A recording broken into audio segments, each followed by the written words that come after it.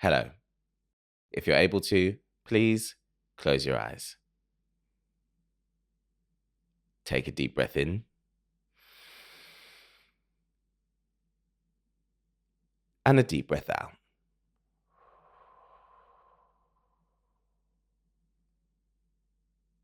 Relax your shoulders. Unclench your jaw. Take another deep breath in and another breath out.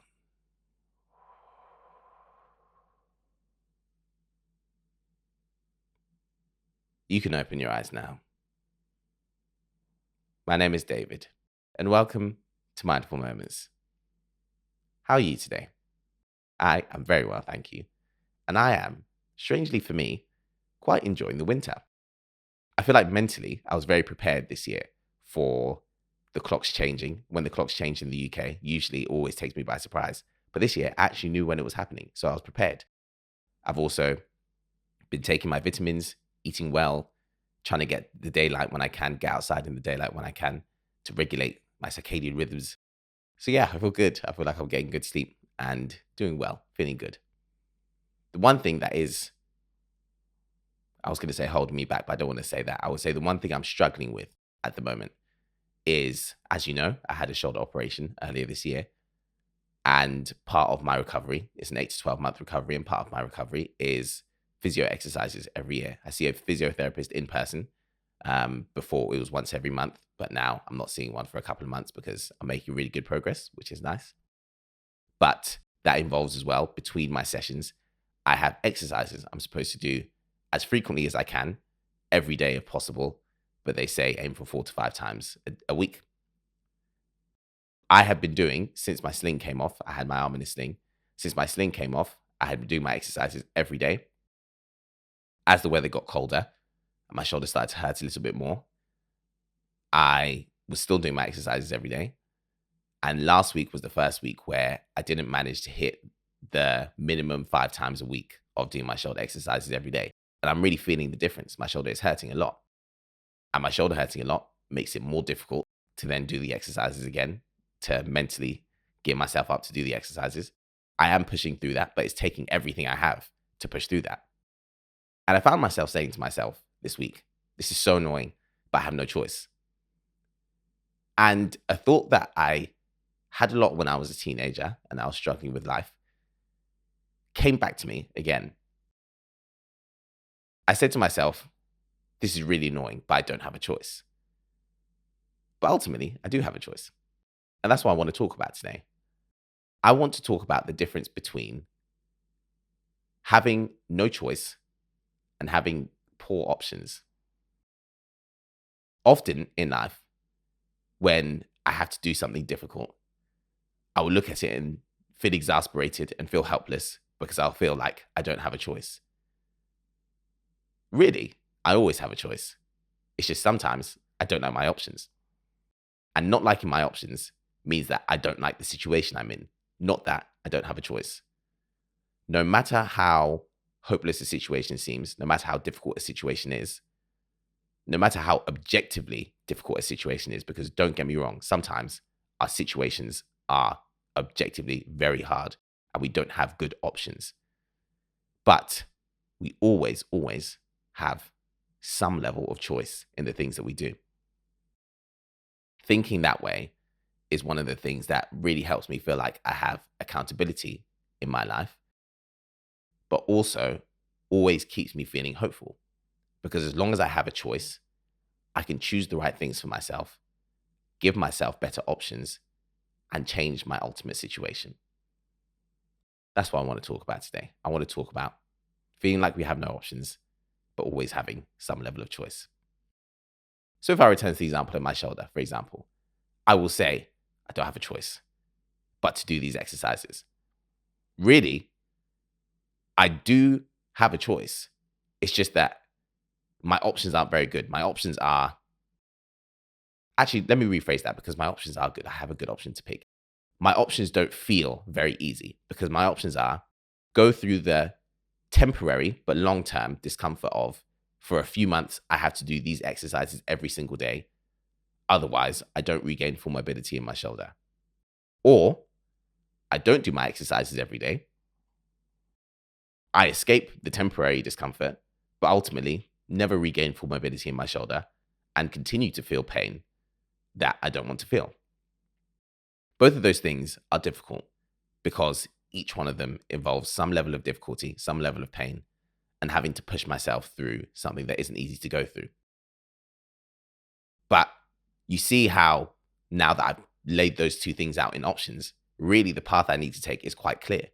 It makes far more sense for me to do these exercises every day, get through the temporary pain and discomfort, and regain full mobility in my shoulder. In doing that, I will give myself an example of a difficult thing that I've made it through, which, as you know, I love to have. I love to collect. I love the evidence locker of difficult things that I've made it through. I will regain full mobility in my shoulder. And in fact, when I lay things out like that, it makes me feel much better about the choices that I make because, or not even that, it makes me feel much better about the options that I have. Because if I think about my options singularly, or if I think that I don't have a choice, then all I do is resent the fact that I have to do these exercises every day. Whereas thinking about it as a choice and recognizing the free will and the agency I have in my own life to choose makes me think, do you know what? It's actually clear what I need to do. And though it may not be easy, it's clear. And if it's clear, it's just that little bit easier to do. And that small percentage of easier, don't get me wrong, it was 100% difficult, let's say, before I showed myself that I actually have two options here. It's just the one option is better. Before that, it was 100% difficult. Now, it might be 90% difficult. 90% is still very difficult. I'm still going to find it difficult to get through these shoulder exercises. I am finding it difficult. But that 10% difference is the difference between me doing it and not doing it. And all that matters right now, really, is that I do it. How I feel in all of these things matters, which is why I spend so long evaluating my feelings around these things and thinking about why I feel certain ways about the things I had to do. I always take those things into consideration because it's important to me to know why I'm making certain choices. But once I've made certain choices, it makes me take accountability over my life and it gives me hope. I feel very hopeful. Every day after I've done those exercises and they're over, I at least say to myself, do you know what? This is what needs to be done. And this is 1% closer to being where you need to be. And it makes me feel that little bit better. The first time this thought actually occurred to me was when I was in secondary school. I moved to secondary school quite frequently. And there was one day where I was on the way to school. One day I was on the bus to school. I was sitting on the top deck. I remember very clearly. I was looking out the window and I was thinking, I can't believe I have no option but to go to school. I don't want to be there. I don't want to be there today. No idea where else I'd be, but I really just don't want to be there today. But I have no choice. And then it occurred to me, I could actually walk down these stairs and get off this bus and not go into school. That is a choice that's available to me. I could actually do that. No one could stop me in this moment from doing that.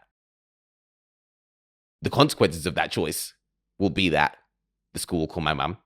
If I stop going to school completely, truancy officers will call my mum and she'll be in trouble and I'll be in trouble. And I don't want to be in trouble. I'd rather go to school today than be in trouble. Also, ultimately, school leads to education and I kind of want an education, so I've got to go into school. And even though going to school didn't feel like the easiest thing at that time, I kind of thought, this is obviously the better choice to make. But even framing it that way, this is the better choice to make rather than I have no options. Right? Yeah, framing it that way, this is the better choice to make rather than I have no choice at all. Makes it a little bit easier to feel like my life is mine, if that makes sense. Free will is one of the most precious things that we have. Whenever we feel like that's taken away from us, it feels really dehumanizing. Of course, we feel hopeless. To know that we always have some level of choice gives us back agency in our lives, lets us take accountability, and gives us hope. I keep repeating that because it's just so true. And because it's something I feel very deeply. I want to be very clear as well that I'm not being glib about this. Some situations are objectively extremely difficult. Sometimes we're presented with options that are objectively poor options. Each option will lead to some level of suffering or some kind of suffering. But it's really important for us to see that our options aren't favorable rather than seeing it as we have no choice. Because if we had no choice whatsoever, we'd be stuck in the difficulty of whatever we're going through forever. And we're never stuck in whatever we're going through forever. Never. None of us. If I don't like my options, that's fine because I still have a choice between certain options. There's a whole expression, the lesser of two evils, which makes sense to me because sometimes two options do feel like two bad things. Multiple options feel like multiple bad things. If we have multiple options to choose from, all we can do is make the choice that makes most sense and gives us the prospect for better options in future. Making the right choices to give ourselves better options then changes our overall position and the overarching situation that we're in. It's never the case that I have no choice. Sometimes I don't like my options, which shows that I don't like the situation I'm in. All I can ever do is make what I think is the best choice to give myself better options, which will eventually change my overarching situation. That process might take a very long time sometimes. I just gave the example of being in school. You have to be in school minimum in the UK till you're 16. That's a lot of years of choosing to go to school every day. That's a lot of years of making a choice that feels difficult. And sometimes when we view things like that, again, it's very easy to lose hope or feel down because it feels like, how am I possibly going to get through all of this? But when we're presented with options where one of them clearly leads to something we want more than the other, we can find it in ourselves, and we should find it in ourselves. We should find the strength in ourselves to pick the right options because that's what we deserve. Ultimately, the reason that I feel we rail against situations that we feel like we don't deserve or we want better than is because we know we're capable of having better. And if we're capable of having better, sometimes we have to give that to ourselves. We have to give that to ourselves by recognizing that we always have a choice and choosing the right things for ourselves so we give ourselves better options. When we don't like the situation we're in, it can far too easily feel like we don't have any choice but to be in that situation. What it really is that we don't like the options we're being presented with in that situation. But that is where it's more important than ever. Wherever you can see that there's a choice between certain things, to choose the right thing. And it's really important that we show ourselves, prove to ourselves, look at things and say, actually, there is a choice here, because there always is. Laying things out, even in the most ludicrous of terms. And when I say ludicrous, I mean that when I say we have options, sometimes one option is so ridiculous that it doesn't feel like it's a real option, but it genuinely is a real option. As I said, we have free will. We can actually do anything. I could, I don't know, run over and push this camera over. I'm not going to do that because it's going to break my camera. But that's an option to me. I'm able to do that if I wanted to. I'm just not going to do it.